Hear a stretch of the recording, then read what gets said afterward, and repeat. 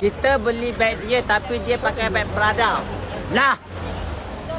Itu pun nak bagi. Kalau kau perasan, mama pakai beg AS juga. Papa jujurnya beg majority yang beg apa-apa adalah beg yang lama-lama je. Takkan aku nak buat. Dalam masa yang sama awak, sebenarnya lah ni pandangan Papa lah kan.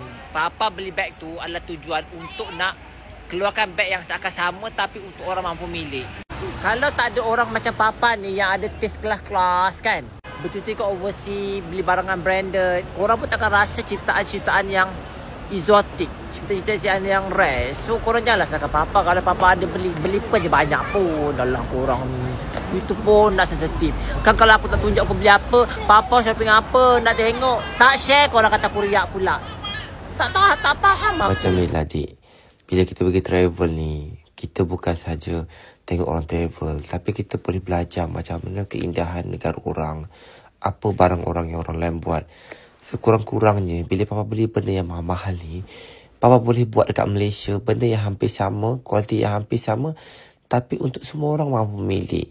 Korang janganlah cepat judge. Kadang-kadang kena ada juga mata-mata orang yang macam Papa ni, supaya B40 dapat merasa nikmatnya pakai gaya produk yang mewah tapi ala-ala